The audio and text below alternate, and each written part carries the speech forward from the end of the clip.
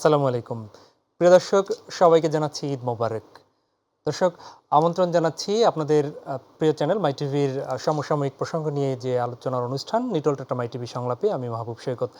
দর্শক, আমরা প্রত্যাশা করছি যে আপনারা ইতিমধ্যেই আপনাদের প্রিয়জনের সান্নিধ্যে গিয়ে পৌঁছেছেন এবং ঈদের যাবতীয় যে প্রস্তুতি সেটিও সম্পূর্ণ করে ফেলেছেন। বাংলাদেশের প্রতি ঘরে ঘরে এখন হয়তোবা সেই ঈদ উৎসবের যে ইমেজ, সেই ইমেজটা বইছে, সেটি আমরা প্রত্যাশা করছি। এই মুহূর্তে কিন্তু আপনাদের সেই আনন্দকে বাড়িয়ে দেওয়ার জন্য, নিরাপদ এবং নিশ্ছিদ্র রাখার জন্য, সেই নির্বিঘ্নে যাতে ঈদ উদযাপন করতে পারেন সেজন্য কিন্তু সারা দেশেই সেবামূলক পেশার যারা রয়েছেন তারা কিন্তু তাদের কর্মস্থলেই রয়েছে। তারা কেমন ব্যবস্থা নিয়েছেন, সে ব্যবস্থায় কোনো ত্রুটি আছে কিনা, কিংবা আরও কি ব্যবস্থা নেওয়া যেতে পারে, নাগরিক হিসাবে আমাদেরও কি দায়িত্ব রয়েছে, সেই বিষয়গুলো নিয়ে আজকে আমরা কথা বলবো। আমাদের আজকের বিষয় হচ্ছে ঈদ উৎসবের নিরাপত্তা। স্টুডিওতে উপস্থিত রয়েছেন কথা বলার জন্যে আপনাদের পরিচিত মুখ, র্যাবের লিগাল অ্যান্ড মিডিয়া উইংয়ের পরিচালক খন্দকার কমান্ডার খন্দকার আল মঈন। আপনাকে স্বাগত জানাচ্ছি। এবং আমার বাঁ পাশে রয়েছেন অপরাধ বিশ্লেষক আরও একজন পরিচিত মুখ, ডক্টর তৌহিদুল হক। আপনাকেও স্বাগত জানাচ্ছি। ধন্যবাদ আপনাকে। আমি প্রথমেই যেতে চাই খন্দকার আল মঈন আপনার কাছে। সেটি হচ্ছে যে আপনারা ইতিমধ্যেই যদিও আপনাদের পক্ষ থেকে নিশ্চিত করেছেন এবং আইনশৃঙ্খলা বাহিনীর প্রত্যেকটা শাখা থেকেই নগরবাসী সহ শুরু করে যারা প্রত্যন্ত অঞ্চলে গিয়েছে তাদেরকেও নিশ্চিন্ত করেছেন যে আপনারা সরব রয়েছেন নিরাপত্তা বিধানে। তারপরেও আমরা একটু জানতে চাচ্ছি যে এবারের ঈদে আপনাদের নিরাপত্তা, নিশ্চিত নিরাপত্তার জন্য কি ব্যবস্থাগুলো আপনাদের পক্ষ থেকে নেওয়া হয়েছে? ধন্যবাদ আপনাকে, ধন্যবাদ মাই টিভিকে। আপনি কি অ্যাকচুয়ালি ঈদের ফাঁকা ঢাকা নিরাপত্তার কথা বলছেন? জি জি জি, আপনি যথার্থই বলেছেন। আমাদের যে ঢাকাবাসী অধিকাংশ ক্ষেত্রে আমরা দেখেছি যে নারীর টানে আমাদের অধিকাংশ যারা ঢাকাবাসী আছেন তারা গ্রামে ঈদ করতে যান এবং এই সময়টাতে ঢাকা অনেকটাই ফাঁকা হয়ে যায় বা আমরা বলি যে শূন্য ঢাকা। তো এই সময়ে আমাদের যেন সম্মানিত নাগরিক যারা আছেন তারা যেন নিশ্চিন্তে তাদের পরিবারের সাথে ঈদ উদযাপন করতে পারেন, এই জন্য কিন্তু আমরা আমাদের যে র্যাবের বিভিন্ন টিম তারা কিন্তু ঢাকায় আমরা বিভিন্ন দায়িত্ব পালন করছি। আমাদের যে বিভিন্ন এলাকা ভিত্তিক যে কোম্পানি রয়েছে সে সকল এলাকায় তারা গোয়েন্দা নজরদারি অব্যাহত রাখে। পাশাপাশি আমরা আমাদের পেট্রোল বা টহল অনেক পরিমাণে বৃদ্ধি করি। এই সময়টাতে রবাস পেট্রোলের পরিমাণ আমরা একটু বাড়িয়ে দিই, কারণ তখন এলাকা অনেকটাই ফাঁকা থাকে এবং এই সময়টাতে আমরা দেখেছি বিভিন্ন সময় চুরি, ছিনতাই এই ধরনের ঘটনা অনেক বেশি ঘটে। যখন আরেকটি বিষয় আমরা করে থাকি সেটি হচ্ছে যে বিভিন্ন এলাকা ভিত্তিক যে জনপ্রতিনিধি যারা আছেন এবং যারা সেখানে এলাকার মুরব্বী যারা আছেন তাদের সাথে আমরা একটা ক্লোজ কোঅর্ডিনেশনে থাকি, তাদের সাথে সমন্বয় করে বিভিন্ন এলাকা ভিত্তিক নিরাপত্তা প্রদানের জন্য আমরা কিন্তু আমাদের ডিপ্লয়মেন্ট করে থাকি। অধিকাংশ ক্ষেত্রে সেটা সাদা পোশাকে হয়ে থাকে। সাদা পোশাকে আমাদের গোয়েন্দারা বিভিন্ন এলাকা ভিত্তিক তারা অবস্থান নেয়। আমরা আমাদের বিভিন্ন যে কোম্পানি রয়েছে যারা বিভিন্ন এলাকার দায়িত্বে থাকে এবং যে কন্ট্রোল রুমগুলো থাকে এই নাম্বারগুলো কিন্তু আমরা জনপ্রতিনিধিদের মাধ্যমে অথবা যারা এলাকার গণ্যমান্য ব্যক্তি আছেন তাদের মাধ্যমে যারা ঈদের ছুটিতে বাসায় যাচ্ছেন তাদের কাছে আমরা পৌঁছে দিই, সো দ্যাট তারা যদি ঈদের ছুটিতে বাসায় থাকাকালীন সময়েও কোনো ধরনের তথ্য তাদের কাছে থাকে অথবা কোনো সন্দেহ হয় তখন তারা আমাদের সাথে যোগাযোগ করতে পারে।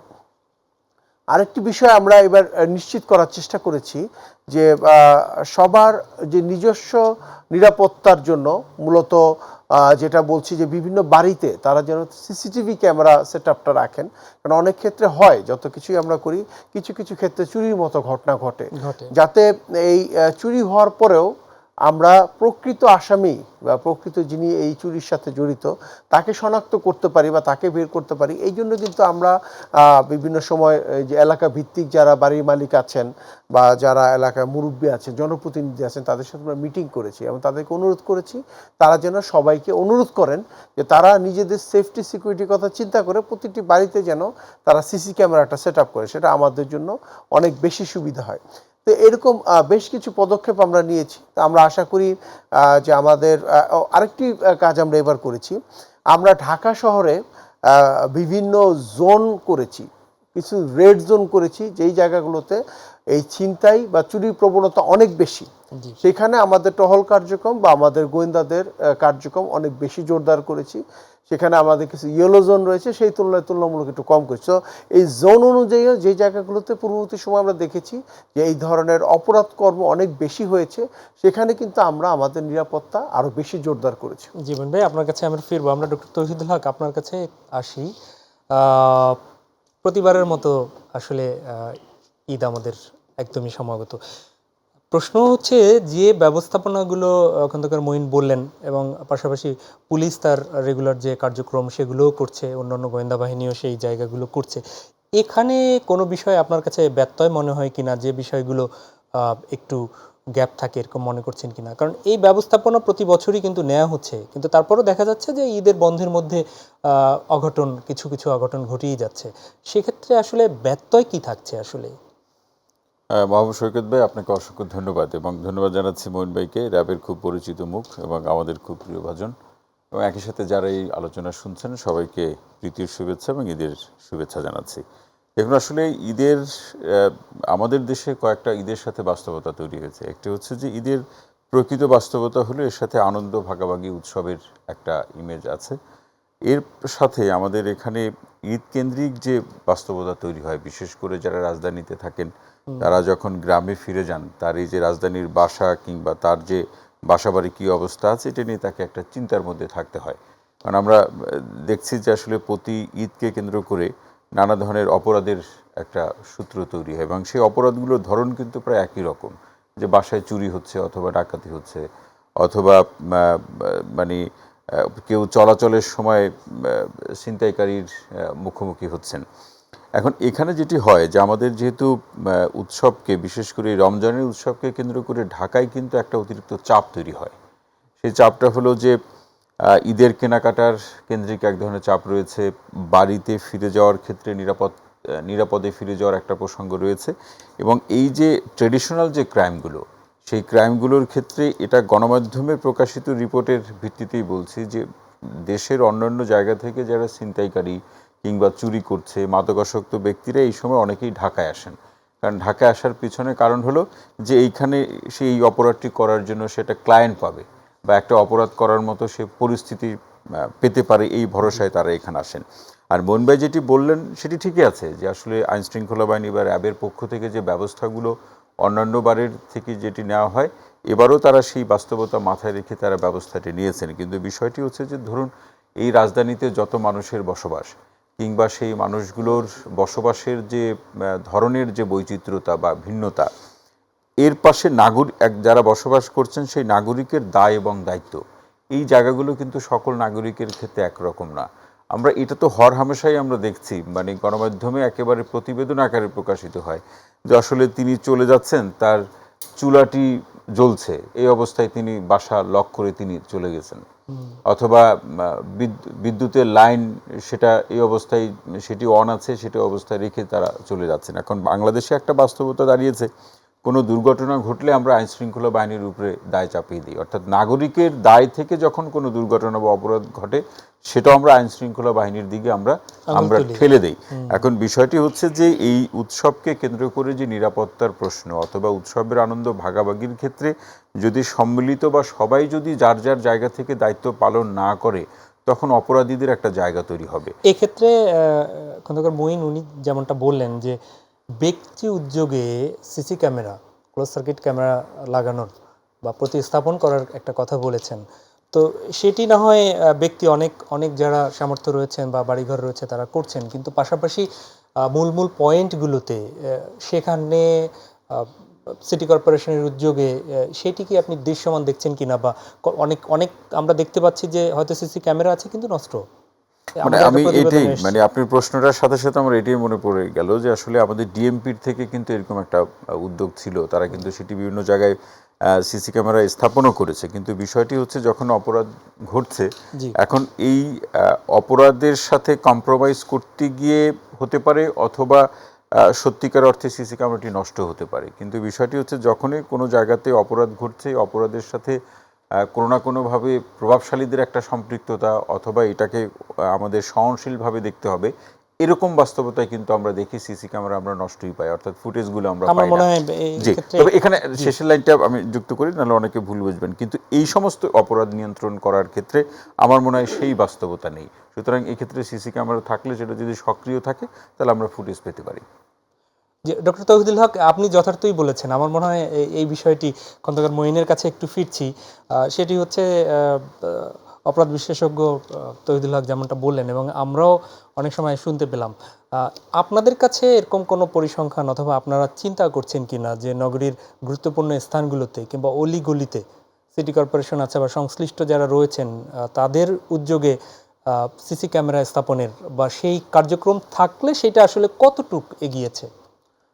ধন্যবাদ আপনাকে। এটা কিন্তু ঢাকা শহরের যেটা বিভিন্ন এলাকাতে কিন্তু রয়েছে, সিটি কর্পোরেশনের সিসি ক্যামেরা রয়েছে, যেটা অনেক ক্ষেত্রে হয়তো আমাদের পক্ষে চেক করা সম্ভবপর হয় না, বাট যখন কোনো প্রয়োজনীয়তা দেখা দেয়, সিসিটিভি ক্যামেরার ফুটেজের প্রয়োজনীয়তা, তখন হয়তো অনেক ক্ষেত্রে দেখা যায় কিছু কিছু ক্যামেরার ফুটেজ আমরা পাই না।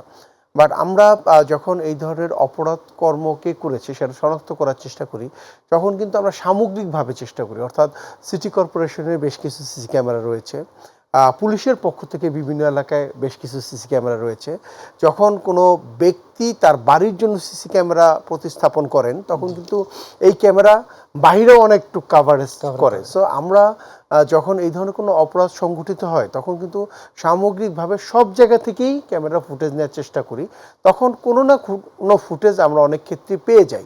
বাট আপনি যথার্থই বলেছেন, বা ভাইয়া যেটা বলছিলেন, অনেক ক্ষেত্রে দেখেছি যে এই যেটা সরকারি উদ্যোগে যে সিসি ক্যামেরাগুলো লাগানো হয়, অনেক ক্ষেত্রে দেখা গেল নজরদারির অভাবের কারণে অনেক ক্ষেত্রে নষ্ট হয়ে থাকে, বা এই বিষয়গুলো অনেক ক্ষেত্রে আমরা রেজুলেশনের যে জায়গাটায় হয়তো ছবি আইডেন্টিফাই করা যাচ্ছে না। তারপরেও যদি একটা ফুটেজ পাওয়া যায়, সেখানে রেজুলেশন কম থাকলেও আমাদের কিছু তথ্য প্রযুক্তির সহায়তা আমরা কিন্তু অনেক ক্ষেত্রে কিছু ভালো ফুটেজ পেতে পারি। সেই ক্ষেত্রে বিভিন্ন ব্যক্তিদেরকে দেখিয়ে, বা যেটা হয় আমাদের কিন্তু এলাকা ভিত্তিক সন্ত্রাসীদের তালিকা, বা কারা কোন এলাকায় আসলে ছিনতাই চুরিতে সক্রিয়, এরকম কিছু সম্ভাব্য কিন্তু আমাদের কিছু তালিকা থাকে, অনেক ক্ষেত্রেই থাকে। এবং যারা আমরা দেখেছি বিভিন্ন সময় আমাদের কর্তৃক গ্রেফতার হয়, তারা জেলে যায়, আবার তারা আসে, বাট ওই ঘুরায় পেঁচায় তারা হয়তো বাড্ডাতে যখন চুরি করতো, বাড্ডা থেকে মিরপুরে যায়, বা মিরপুরে যখন তারা পরিচিত হয়ে যায়, সেখান থেকে হয়তো তারা ধানমন্ডির দিকে চলে যায়। বাট এরকম কিছু ব্যক্তি কিন্তু থাকেই আমাদের লিস্টেড, যারা সেখানে কি সিসকে চোরের একটা বিষয় বলেছিল যে একদম যে শীত কাটা অথবা এখন এই আপনাদের তালিকায় সেইগুলো আমি আপনাকে বলি, রিল কাটার যে বিষয়গুলো দেখেন আমরা তো ক্রিমিনাল ডাটাবেজ মেনটেন করি। ধরেন র‍্যাব কর্তৃক শুধুমাত্র যদি মাদকের আসামি বলেন, আমরা এখন পর্যন্ত 1.5 লক্ষাধিক মাদকের বিভিন্ন সময় আসামি আমরা আটক করেছি। তো তাদের ডাটাবেজ কিন্তু আমাদের কাছে আছে, ছবি সহ সব কিছু সহই আছে। বিভিন্ন সময় আমাদের প্রচুর পরিমাণে আসামি গ্রেফতার হয়েছে, তাদের ডাটাবেজ আছে, ক্রিমিনাল ডাটাবেজ ছবি সহ আছে। তো একেবারে যে নাই তা না। প্রবলেম যেটা হয়, অনেক সময় আমরা ফুটেজ পাই, আমরা যে করেছে তাকেও শনাক্ত করতে পারি, বা সে তো ভাসমান, সে তো অ্যাকচুয়ালি অপরাধ করে কখনো স্থিতিশীল কোনো বাসায় থাকে না। ইন দ্যাট কেস তাকে আইডেন্টিফাই করতে পারলেও তাকে আইনের আওতায় আনতে আমাদের কিছুটা সময় লাগে, চলে যায়।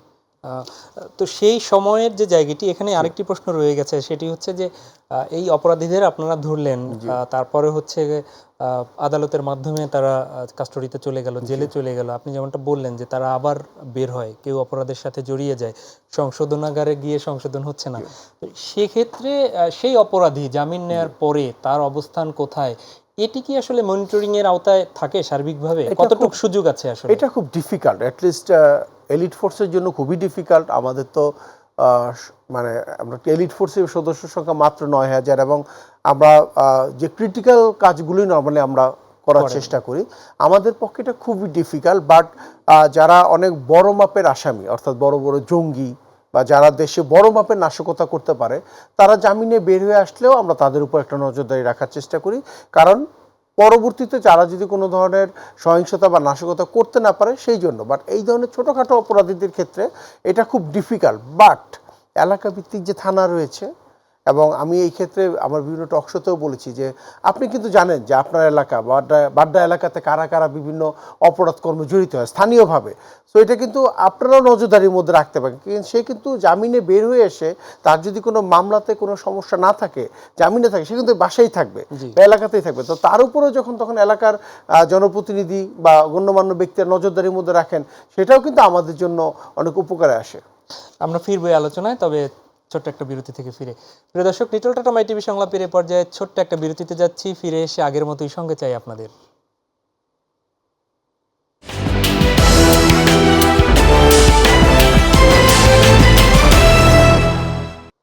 প্রিয় দর্শক, আরও একবার স্বাগত জানাচ্ছি লিটল টাটা মাই টিভি সংলাপে। দর্শক, আপনারা জানেন যে আমরা কথা বলছি ঈদ উৎসবের নিরাপত্তা নিয়ে। বিরতির আগে ছিলাম র্যাবের লিগাল অ্যান্ড মিডিয়া উইংয়ের পরিচালক কমান্ডার খন্দকার আল মঈনের কাছ থেকে শুনছিলাম। আমরা ফিরছি অপরাধ বিশেষজ্ঞ ডক্টর তৌহিদুল হক আপনার কাছে। আমরা এই র্যাবের পক্ষ থেকে কিংবা পুলিশের পক্ষ থেকে বিভিন্ন পদক্ষেপ আমরা এর আগে যে আলোচনাটায় ছিলাম সেখানটায় রাজধানী ছেড়ে রাজধানীর যারা রয়েছেন তারা তাদের লোকালয়ে চলে যাচ্ছে। আপনি জানেন নিশ্চয়ই, অপরাধ বিশেষজ্ঞ, এবং আপনারা আলোচনাও করেছেন যে এই রমজানের মধ্যে একটু মাদকের বিক্রি কিনে একটু কম পরিলক্ষিত হলেও ঈদের দিনের আগে হয়তো প্রস্তুতিটা ওরকম থাকে গ্রামীণ পর্যায়ে যে নেয়ার, সেখানের এই গ্রামীণ পর্যায়ে চলে যাওয়া হয়তো সেখানে চলে গিয়েছে ঈদ করতে, কিন্তু সেখানেও মাদক চলে যাচ্ছে। এটিকে আসলে দেখভালটা কতটুকু হচ্ছে নিয়ন্ত্রণের জন্য? ধন্যবাদ আপনাকে। এটি এই সময়ে খুব গুরুত্বপূর্ণ একটা বিষয়। কারণটা হচ্ছে একটা সময় মাদকের যে মাদক গ্রহণ সেটি অনেকটা বলা যেতে পারে এড়িয়ে লুকিয়ে সেটাই হতো, কিন্তু এখন অফলাইন এবং অনলাইন দুই মাধ্যমেই মাদকের বিক্রি চলছে। এই মঈন যেটি বললেন, যারা মাদকাসক্ত বিভিন্ন সময় র্যাব অভিযান করে গ্রেপ্তার করেছে তাদের একটা তালিকা আছে, কিন্তু আমাদের এই মাদক নিয়ন্ত্রণ করার ক্ষেত্রে সাধারণত আমরা দেখছি, বা হয়তো বাস্তবতার কারণে এমনটা হচ্ছে, যে যারা মাদকের প্রান্তিক পর্যায়ের বিক্রেতা অথবা বহন করে অথবা আসক্ত ক্যারিয়ার যারা, তাদের গ্রেপ্তারের সংখ্যাটাই কিন্তু বেশি। কিন্তু আমাদের পক্ষ থেকে একটা আবেদন কিন্তু সবসময় ছিল, এখনও আছে, সেটি হচ্ছে যারা পিছনের পৃষ্ঠপোষক, যারা সে যে পর্যায়ের ব্যক্তি হোক না কেন, এদেরকেও যদি একই সাথে আইনের আওতায় নিয়ে আসা সম্ভব হয়, তখন কিন্তু এই অভিযানের সফলতা সর্বাঙ্গীনভাবেই আমরা পেতে পারি, বা সমাজের সবাই সেটি পেতে পারে। কিন্তু মুশকিল হলো, যারা গডফাদার বা পেছনের মাস্টারমাইন্ড যারা, তাদের অনেকেই কিন্তু দেশের বাইরে থেকে এটাকে নিয়ন্ত্রণ করছে। তো এই নিয়ন্ত্রণ ক্ষেত্রে এইরকম একটা বাস্তবতা, পাশাপাশি এখন যে আমাদের যে তরুণদের মধ্যে যে অ্যাডভেঞ্চার মুড অথবা তাদের যে জীবনযাত্রা অনলাইন কিংবা সোশ্যাল মিডিয়াতে তাদের যে সম্পৃক্ততা, এবং এই সোশ্যাল মিডিয়াতে বিভিন্ন মাদকের যে বিজ্ঞাপন, এবং সেক্ষেত্রে বন্ধুবান্ধবের পেশার বা আগ্রহ, ব্যক্তি জীবনের একাকিত্ব, হতাশা, এর সাথে যেটি নতুন একটা অবস্থা দাঁড়িয়েছে, যে মনে করছে কেউ কেউ সেটি ব্যক্তি এবং পরিবারের অর্থনৈতিক অবস্থা ভেদে তার ভিন্নতা আছে। ভিন্নতাটা হলো যে উৎসবের সাথে যদি একটু এই ধরনের কখনো কখনো এই পানীয় অথবা অন্য ধরনের যে মাদকগুলোর একটা সংস্পর্শ অথবা একটা রাখতে চায়, এবং খাবার টেবিলের অন্যান্য খাদ্যের মতো এরকম অনেকেই এটাকে গ্রহণ করছেন। তো সেই জায়গা থেকে এটা আইনশৃঙ্খলা বাহিনী একা এটা মানে তারা হয়তো যারা বহন করছে, বিক্রি করছে, তাদেরকে গ্রেপ্তার করে আইনের মুখোমুখি করতে পারলো। আবার এই সমস্ত অপরাধের যে বিবরণ কি অবস্থায় সে গ্রেপ্তার হলো, যেমনটি আমরা চুরি ছিনতাইয়ের প্রসঙ্গে বলছি, কোনো অপরাধ আছে যে যখন আইন তৈরি করা হয়েছে তখন সেই অপরাধের ব্যাপ্তি বা ধরনটা এত ভয়াবহ ছিল না, এবং এই যে চুরি ছিনতাই, এটা কিন্তু সহজে জামিনযোগ্য অপরাধ, এবং সে বেরিয়ে এসে আবার একই ধরনের সে কাজগুলো করছে। আমি একটু মনে হয় আপনার সাথে অ্যাড করি, তা হচ্ছে যে অনেকের সম্ভবত এই উৎসবের সময় মাদকের হাতে খড়িও হয়, বন্ধু বান্ধবের পাল্লায় নে, আজ কি দেখ না, একদিনই তো। মানে এখানে আপনি সঠিক বলেছেন, এবং ইন্ডিয়াতে একটা গবেষণা আছে যে 22 বছরের মধ্যে কেউ যদি মাদকাসক্ত না হয়, যে কোনো ধরনের মাদক, 22 বছরের পরে মাদকাসক্ত হওয়ার একজন ব্যক্তির সম্ভাবনা থাকে মাত্র 2%। তারা তরুণদের উপর একটা স্টাডি, কারণ এই বয়সের মধ্যেই তার মাদকের হাতে খড়িটা সাধারণত হয়ে থাকে। আর আমাদের দেশের অধিকাংশের কিন্তু মাদকের হাতে করি, কিন্তু ধূমপান দিয়ে কিন্তু মাদকের হাতে করি, এরপরে অন্যান্য মাদকের সাথে সম্পৃক্ত অধিকাংশ মাদকাসক্ত ব্যক্তির ক্ষেত্রে। আবার কেউ কেউ আছেন যে কোনো ধূমপান করেন না কিন্তু অন্যান্য মাদক তারা গ্রহণ করছেন। তো এই জায়গাতে ভাই যেটা বলছিলেন যে এটা আমাদের এখন ভাবা প্রয়োজন যে পোস্ট প্রিজন লাইফ, এটা আসলে আমাদের দেশের এই চলমান আইন শৃঙ্খলা বাহিনীর যে কাঠামো এবং যে ব্যবস্থা এর মধ্যে দিয়ে সম্ভব না। অন্যান্য দেশগুলোতে এই জন্য আইন শৃঙ্খলা বাহিনীর হয় আলাদা ইউনিট আছে, অথবা আলাদা করে তাদের প্রতিষ্ঠান, অথবা সেখানে আলাদা করে ম্যান পাওয়ারই আছে, যে একজন প্রিজন থেকে বেরিয়ে আসলো, সে যে কোনো ধরনের অপরাধেই অভিযুক্ত হোক না কেন, বেরিয়ে আসার পরে তার যে সমাজ জীবন, ব্যক্তি জীবন, পারিবারিক জীবন বা কর্মজীবনে সে কী অবস্থায় আছে, বেরিয়ে আসার পরে সে কোনো সংকটের মুখোমুখি হচ্ছে কিনা, বা তার সমাজ তাকে কিভাবে গ্রহণ করছে, তার দক্ষতা অথবা তাকে একটা কর্ম উপযোগী শিক্ষা বা ব্যবস্থা দিয়ে তাকে একজন স্বাভাবিক এবং আইন মান্যকারী নাগরিক হিসাবে কিভাবে তাকে সমাজে প্রতিষ্ঠিত করা যায়, যেটাকে আমরা রিইন্টিগ্রেশন বলছি। সেখানে কি আরো একটু বিষয় আছে না, সেটি হচ্ছে যে সে হয়তো 1 মাস কিংবা 1.5 মাস কাস্টডিতে থাকলো, সেখানে কি শুধু আটকই থাকছে নাকি সে সংশোধনও হচ্ছে? এটিও তো একটি গুরুত্বপূর্ণ এখন বিষয়। এই সংশোধনের এই জায়গাগুলো নিয়ে অনেক প্রশ্ন আছে, সেখানে সংশোধনের ব্যবস্থা আছে, কিন্তু আসলে যে যার নিয়তি সে অপরাধ করবে, অথবা সে এই অপরাধ করেই অপরাধকেই কর্ম মনে করে, সে ওই সংশোধনের বাণী তার মধ্যে কোনো পরিবর্তন আসবে বলে আমরা মনে করি না, আমরা দেখি না আর কি। কারণ যদি আমাদের এই ধরনের কোনো স্টাডিও কিন্তু নেই যে পোস্ট প্রিজন লাইফে যারা বেরোলেন তারা কোথায় আছেন, ট্রেস আউট স্টাডি যেটা আমরা বলি অন্যান্য দেশগুলোতে আছে, সেটা আমাদের দেশে এখন পর্যন্ত একটা স্টাডিও নেই। দেশের সর্বোচ্চ বিদ্যাপীঠে আপনারা যারা আপনারা উদ্যোগ নেন, আমরা উদ্যোগ নিলে সেটা তো আমরা খুব বড় আকারে রেসপন্ডেন্ট নিয়ে আমরা করতে পারি না, সেটা হয়তো লিমিটেড, আমরা পরিস্থিতিটাকে বোঝার জন্যই করতে পারি। কিন্তু রাষ্ট্র যদি কোনো ব্যবস্থা গ্রহণ করতে চায়, সেই ব্যবস্থার পূর্বে যদি কোনো গবেষণা করতে গেলে সেটি রাষ্ট্রকেই বৃহৎ আকারে করতে হবে, এবং তাহলে রাষ্ট্র বুঝতে পারবে যে আমার প্রিজন থেকে যারা মুক্ত হলেন তারা আসলে সমাজে এই অবস্থায় আছেন, এই ধরনের ব্যবস্থাগুলো গ্রহণ করা দরকার। সেটি রাষ্ট্রের উদ্যোগ থাকলে তখন আমরা যারা একাডেমিক অঙ্গনে আছি বা এই বিষয়গুলো নিয়ে আমরা অপরাধ এবং সামাজিক বিষয়গুলো নিয়ে আমরা যারা কাজ করি, তখন আমরা এই রাষ্ট্রের উদ্যোগের সাথে আমাদের অর্জিত জ্ঞান এবং গবেষণার যে পদ্ধতি দিয়ে আমরা তখন সহযোগিতা করতে পারি। জি ডক্টর তৌহিদুল হক, আমি একটু কমান্ডার খন্দকার আল মুঈন আপনার কাছে ফিরছি। আমরা ঈদ জামাত একটি গুরুত্বপূর্ণ অনুষঙ্গ, ঈদের নিশ্চয়ই ঈদ জামাত কূটনৈতিক পাড়া রাজধানীতে, এই বিষয়গুলোর এবার নিরাপত্তার ব্যাপারে আপনারা কোনো শঙ্কা দেখছেন কিনা, বা আলাদা করে কি কি ব্যবস্থা নিচ্ছেন? ধন্যবাদ আপনাকে। সামগ্রিকভাবেই আমি বলি যে এই ঈদের উৎসবের সাথে আমরা দেখেছি বিভিন্ন সময়ে অগ্নিসংযোগের মতো ঘটনাও ঘটে বিভিন্ন স্থানে। তো যেটা ভাই বলছিলেন যে অনেক ক্ষেত্রে মানুষ ঘরের চুলা জ্বালিয়ে রেখে চলে যাচ্ছে, তো আমরা কিন্তু অনেক ঈদ ছুটির সময় আমাদের কিন্তু ফায়ার ফাইট করতে হয়েছে বিভিন্ন সময়। এই ঈদের আমেজের সাথে অনেক সময় আমরা দেখেছি বিভিন্ন সন্ত্রাসী গোষ্ঠীর নাশকতা, হামলা, বোমা হামলার মতো ঘটনাও ঘটেছে, এবং ঈদ জামাতকে কেন্দ্র করেও কিন্তু বিভিন্ন সময় আমরা দেখেছি যে এখানে হামলা বা নাশকতার মতো ঘটনা ঘটেছে। এই ঈদের আনন্দকে ম্লান করে দেয় অনেক বেশি সড়ক দুর্ঘটনা, এবং দেখবেন ফাঁকা ঢাকাতে অনেক ক্ষেত্রেই মানুষ অনেক জোরে জোরে তাদের গাড়ি চালাচ্ছে, যারা তরুণ তারা হিরোইজমের কারণে মোটরসাইকেল বাইক রেস করছে, এটাও কিন্তু আমাদের উৎসব বা আমেজকে নষ্ট করে দিচ্ছে। অনেক ক্ষেত্রে আমরা দেখেছি এই সময়টাতে কিছু ফিটনেসবিহীন গাড়ি তারা রাস্তায় নামাচ্ছে, এবং মহাসড়ক দিয়ে চলছে, রিক্সা সহ অনেক কিছু কিন্তু মহাসড়কে চলে এই সময়। এইটাও কিন্তু অনেক সময় আমাদের বিভিন্ন দুর্ঘটনার কারণ হয়ে দাঁড়াচ্ছে। তো এই বিষয়গুলো আপনাকে বললাম এই জন্য যে এই যে বিষয়গুলোর জন্য আমাদের র্যাবের মোবাইল কোর্ট মাঠে চলমান থাকে।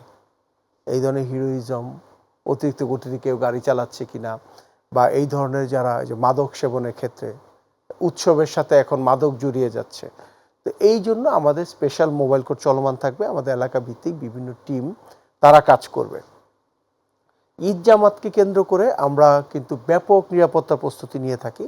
স্পেশালি সাইবার ওয়ার্ল্ডে আমরা অনেক নজরদারি করি, এবং এখান থেকে অনেক ক্ষেত্রে আমরা দেখেছি যে এই ধরনের নাশকতা, সহিংসতার উস্কানিমূলক বিভিন্ন পোস্ট বা বিভিন্ন তথ্য অনেক ক্ষেত্রে আমরা পেয়ে থাকি। সো এই জন্য আমরা সাইবার ওয়ার্ল্ডে নজরদারিটাও বৃদ্ধি করেছি, যে বড় বড় জামাতের যে স্থানগুলো সেখানে সুইপিং করা, সেখানে অতিরিক্ত নিরাপত্তা ব্যবস্থা করা, তাদের সাথে সমন্বয় করা যে তারা কোনো ধরনের নাশকতার কোনো চিন্তা করছে কিনা বা সম্ভাবনা তারা দেখছে কিনা।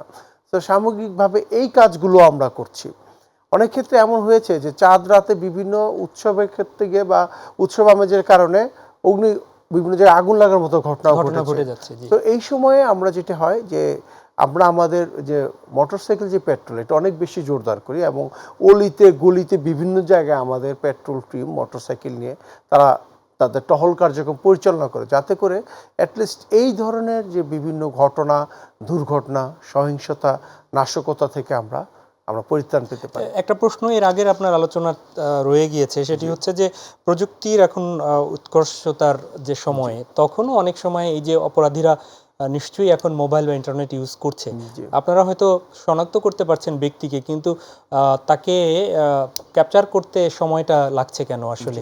তারা তো মোবাইলে যোগাযোগ হয়তো করে বা সিম চেঞ্জ করে, কিন্তু কেন সময়টা লাগছে? আমরা শুনছি যে 3 দিন লেগে যায়, 4 দিন লেগে যাচ্ছে।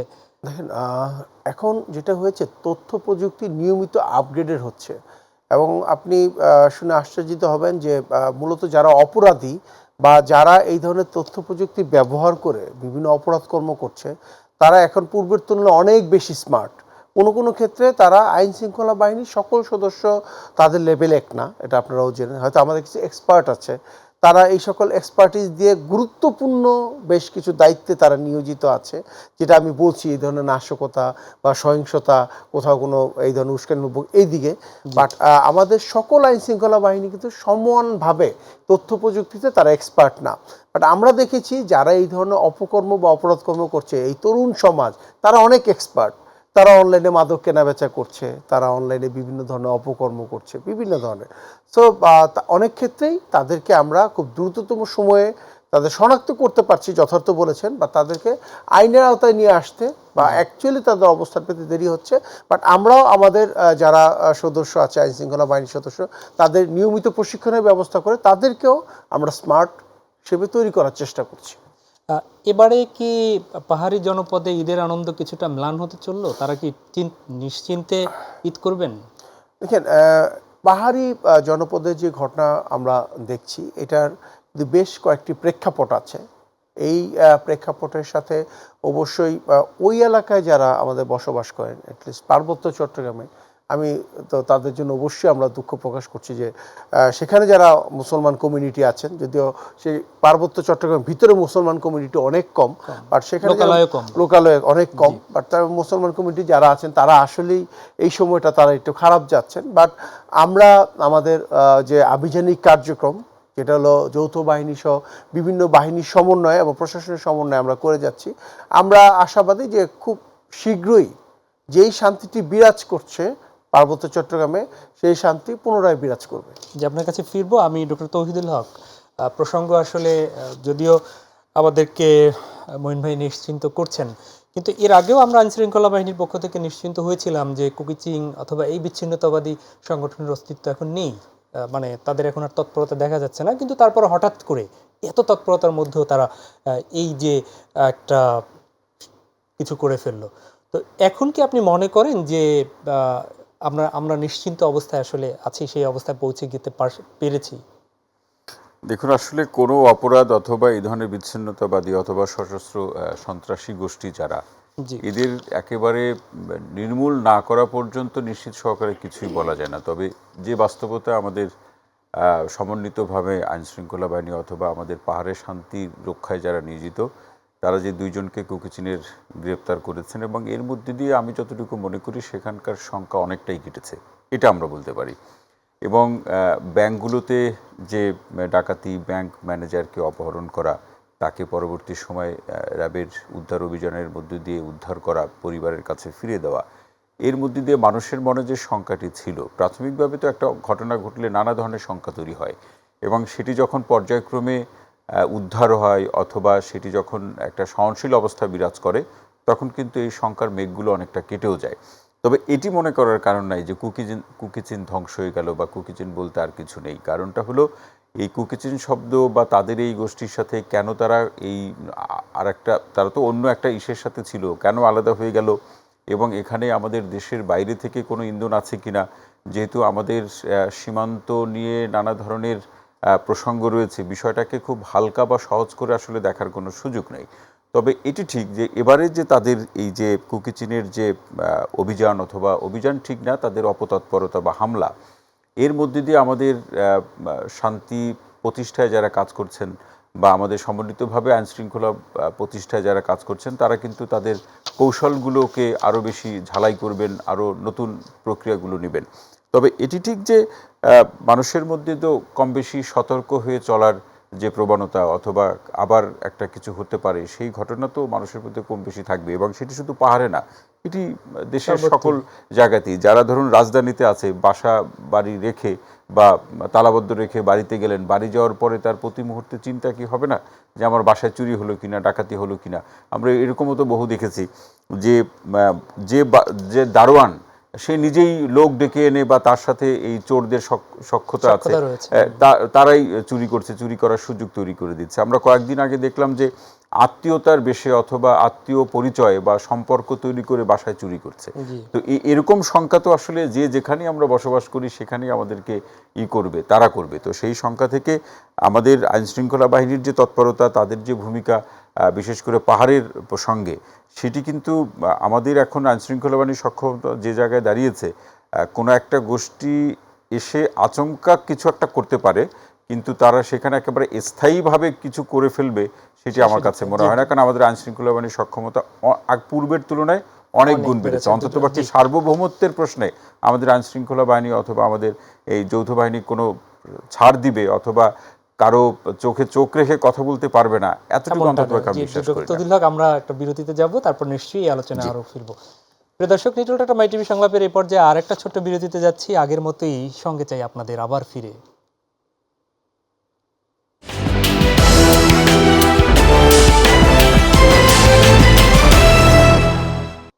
আরও একবার স্বাগত জানাচ্ছি নিটল টাটা মাই টিভি সংলাপে। দর্শক, আমরা শুনছিলাম ঈদের নিরাপত্তা নিয়ে। আমরা বিরতির আগে ছিলাম অপরাধ বিশেষজ্ঞ ডক্টর তৌহিদুল হকের কাছে। আমরা ফিরছি র্যাবের মিডিয়া এবং লিগ্যাল উইংয়ের পরিচালক কমান্ডার খন্দকার আলমঈন আপনার কাছে। ভাই, আপনারা যারা এই যে সেবামূলক পেশায় রয়েছেন, গণমাধ্যমের আমরা যারা রয়েছি, ডক্টর রয়েছে, ফায়ার সার্ভিস রয়েছে, আমরা নিশ্চয়ই আমরা একটু নিরাপত্তার জায়গায় এসে একটু ঈদের এই পরিবেশের একটু কথা বলি। সেটি হচ্ছে যে আমাদেরও পরিবার রয়েছে নিশ্চয়ই। এই সময় এই যে যারা এই বাহিনীতে কাজ করছেন, এই সময়ের আসলে ফিলিংসটা আপনাদের কি হয়, অথবা যারা সেবামূলক পেশায় রয়েছেন? ধন্যবাদ। আসলে আমরা যারা সেবামূলক পেশায় রয়েছি, আমাদের এই ঈদের সময়ে মূলত দেশবাসী বা দেশের জনগণকে সেবা প্রদানের সুযোগটা সবচেয়ে বেশি। সো এইটাই আমাদের আনন্দ, এটাই আমাদের ঈদ। এবং আমাদের পরিবারও এটা মেনে নিয়েছে যে এই সময়টাতে আমাদের ঈদের আনন্দটাই হচ্ছে যে দেশের মানুষের সেবা করার মতো একটা পবিত্র দায়িত্ব আমরা পালন করি। এবং আজকে শুধু আমরা আইন শৃঙ্খলা বাহিনী না, আমি যেটা বললাম, গণমাধ্যম থেকে শুরু করে অন্যান্য যারা ডক্টর যারা আছেন, যারা এই ঈদের সময় বা এই ছুটির সময় অত্যন্ত সতর্ক থাকতে হয়। আমি তো বলবো যে যারা চিকিৎসক থাকেন তাদের আরও অনেক দুর্ঘটনা ঘটে, অনেক ঘটনা, আগুন, ফায়ার সার্ভিসে অনেক ঘটনা ঘটে, এবং তারা মানে কিছু ঘটনা ঘটুক আর না ঘটুক তাদের কিন্তু সতর্ক থাকতে হয়। গত বছর 15 দিনের প্রতিদিন গড়ে 20 জন করে অ্যাক্সিডেন্টে মারা গিয়েছে। সেটাই বললাম। তো সেই পরিমাণ আহত কি পরিমাণ হয়েছে, হাসপাতালে এসেছে। আর কিছু না থাকুক, সতর্ক তো থাকতে হয়। আসলে সেভাবে পরিবারকে সময় দিয়ে ঈদ উদযাপন করা, এই সময়টাতে যারা সেবামূলক প্রতিষ্ঠানে আমরা যারা চাকরি করি তাদের জন্য ডিফিকাল্ট। বাট আমাদের আনন্দটা বা ঈদের উৎসব বা আমেজটাই হচ্ছে সাধারণ মানুষের সেবা করা। এবং আমাদের পরিবারও কিন্তু এটা মেনে নিয়েছে যে হ্যাঁ, এইভাবেই আমাদের যে পরিবারের যিনি কর্তা তিনি এইভাবেই ঈদ করবেন। আর পাশাপাশি আমরাও চেষ্টা করি যে আমরা না পারলেও আমাদের যারা অন্যান্য সদস্য থাকেন তাদেরকে চেষ্টা করি হয়তো এক ঈদে না হলে আরেক ঈদে, আরেক ঈদে না হলে আরেক ঈদে তাদের পরিবারের সাথে ঈদ করতে দেওয়ার একটা চেষ্টা আমাদের মধ্যে সবসময় থাকে। মানে ভ্যাকেশনটা পরে নিয়ে নেওয়া, অনেক সময় ঈদের ছুটিটাও আমরা একটু চেষ্টা করি কিছু কিছু লোককে ছাড়া, যারা হয়তো পরিবার গ্রামে থাকে, একটু শিফটিং করে আমরাও চেষ্টা করি তাদেরকে একটু সুযোগ করে দেওয়ার জন্য, পরিবারের সাথে ঈদ করার জন্য। আপনার কাছে ফিরবো ডক্টর তৌহিদুল হক। আমি খুব বেশি সময় দিতে পারবো না। গ্রামীণ জনপদ থেকে আমি যতটুকু জানি যে প্রত্যন্ত এলাকায় আমাদের বেশিরভাগেরই অনেকেরই বাড়িঘর রয়েছে, এবং আপনিও প্রত্যন্ত অঞ্চলের থেকে উঠে আসা। সেখানে একটি বিষয় কিন্তু হয়, উৎসব করতে গিয়ে অনেকে কিন্তু এই যে আইল ঠিক করা, হ্যাঁ, বাড়িঘর ভাগ করা, এবং এগুলো নিয়ে কিন্তু মারামারি হয়ে যাচ্ছে, উৎসব বিষাদের রূপ নিচ্ছে। এই বিষয়টি আসলে পর্যবেক্ষণটা কি? এটি কিন্তু হচ্ছে, গণমাধ্যমে পরে উঠে আসছে। এই এই এই ব্যাপারগুলো আসলে এখানে কিভাবে একটি দেখছেন? গুরুত্বপূর্ণ বিষয় উল্লেখ করেছেন, সেটি হচ্ছে যে এই কাজগুলো, এই যে সম্পদের ভাগ বাটোয়ারা, এই কাজগুলো বিশেষ করে পরিবারের অভিভাবকের মৃত্যু এই পরেই তো আসলে হয়, বা বয়স হয়ে গিয়েছে তখনও এগুলো সন্তানদের মধ্যে সম্পদের বন্টন। তো কোন বিষয়ের ক্ষেত্রে তারা সবাই একত্রিত হতে পারবে? যে কোনো একটা উৎসবের ছুটি, বিশেষ করে রমজানের ছুটি বা কোরবানির ছুটি, রমজানের ছুটিতে সাধারণত করে থাকে। এখন সেটি সবাই যখন একত্রিত হয়, সম্পদের বন্টন হোক, তাতে তো অসুবিধা নাই যদি পরিবার সকলের সম্মতি থাকে। কিন্তু কোথাও কোথাও আসলে সেই বন্টন করতে গিয়ে সংঘাত বা সহিংসতার সৃষ্টি হচ্ছে। প্রশ্ন হলো এখানে, কারণ হলো যার এই বন্টনের ক্ষেত্রে যে সকলের যে ন্যায্যতা, সেটি নিশ্চিত করার ক্ষেত্রে অনেকের একগুঁয়েমি আচরণের প্রশ্ন রয়েছে।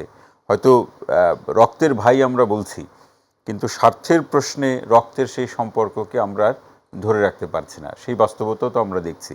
আবার আমরা এরকমও দেখছি যে পিতার মৃত্যু হয়েছে, সম্পদের বন্টনের প্রশ্নে সন্তানরা একমত হতে পারছে না, পিতার মরদেহ দাফন করতে দিচ্ছে না, এরকম বাস্তবতা আছে। তো সব কিছু মিলে সেটি হতে পারে, সম্পদের বন্টন হতে পারে, তারা আলোচনা করতে পারে, কিন্তু সেই আলোচনাগুলো আসলে একটা সৌহার্দ্যতা বজায় রেখে যাতে হয়। কারণ ওই আলোচনা তো একেবারে বয়সে তরুণরা আর করেন না, প্রাপ্তবয়স্করাই সেখানে আলোচনা করেন।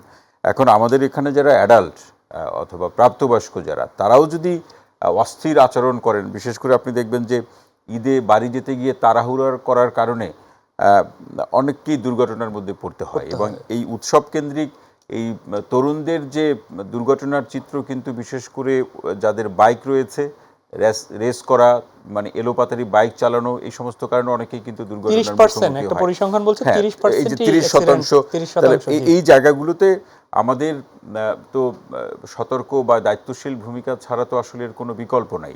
তবে এটি ঠিক, বোন ভাইয়ের সাথে আমি একটি জায়গাতে একেবারে খুব জোরালোভাবে একমত, যে আমরা এই উৎসবের সময় দেখেছি যে আমাদের আইন শৃঙ্খলা বাহিনীর যে বিভিন্ন ইউনিট আছে, তো এক এক ইউনিট বা পোশাকের প্রতি কিন্তু মানুষের ভয় বা শ্রদ্ধাও কিন্তু এক এক রকম, এটি কিন্তু বাস্তবতা।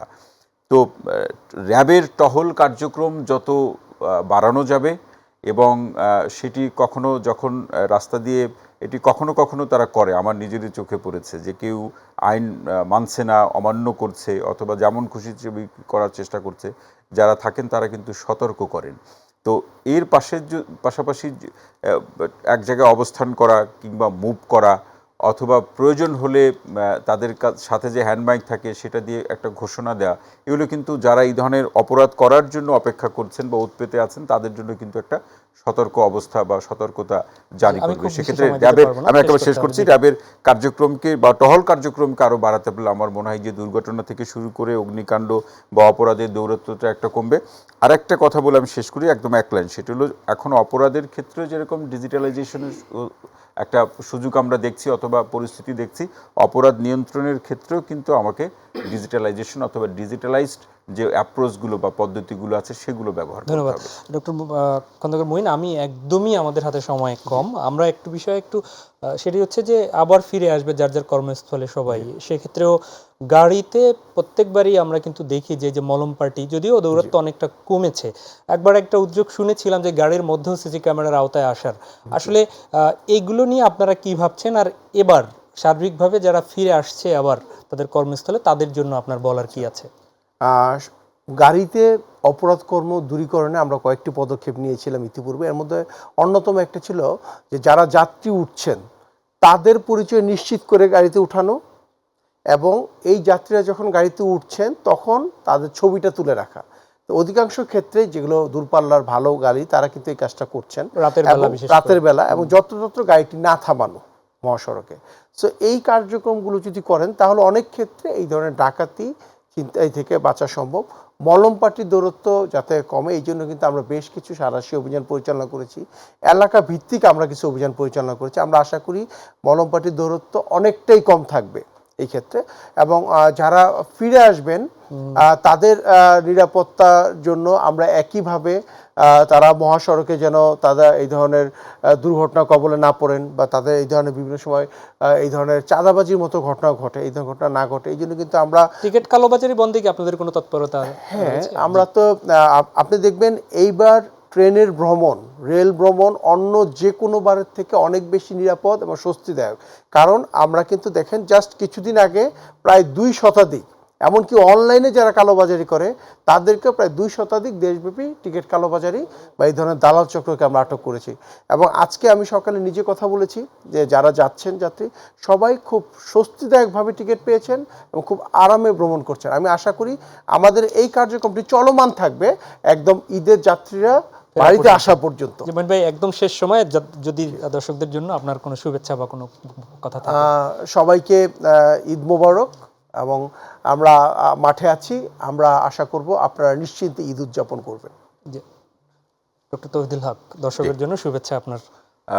প্রিয় দর্শক, আপনাদের সবাইকে ঈদের শুভেচ্ছা জানাচ্ছি। যে আসলে আপনারা ঈদের আনন্দ ভাগাভাগি করার জন্য যার যেখানে আত্মীয় স্বজন আছে সেখানে আপনারা যাবেন, তবে তাড়াহুড়া অস্থিরভাবে নয়, নিরাপত্তা নিশ্চিত করে নিয়ম মেনে যাবেন, আবার নিয়ম মেনে গন্তব্যে ফিরে আসবেন। এর মধ্যে দিয়ে ঈদ আনন্দ সকলের মধ্যে ছড়িয়ে পড়ুক এই প্রত্যাশা করি। অনেক অনেক ধন্যবাদ ডক্টর তৌহিদুল হক আপনাকে, এবং অসংখ্য ধন্যবাদ কমান্ডার খন্দকার আল মঈন আপনাকে। প্রিয় দর্শক, এই ছিল আমাদের আজকের আয়োজন। দেখা হবে পরবর্তীতে। আমরাও অতিথিদের সাথে, আলোচকদের সাথে প্রত্যাশা রাখছি যে আমাদের সবার সচেতনতার মাধ্যমে এবং যে যেখানে রয়েছি প্রত্যেকের নিষ্ঠার এবং দায়িত্ব পালনের মাধ্যমে আমাদের এবারের ঈদের আনন্দ হয়ে উঠুক আরও আনন্দময়। আমাদের যাওয়াটা যেমন নিরাপদ ছিল এবং ফিরে আসাও হোক নিরাপদ, এই প্রত্যাশা রেখে শেষ করছি আজকের নিটল টাটা মাই টিভি সংলাপ। আল্লাহ হাফেজ, আবারও ঈদ মোবারক।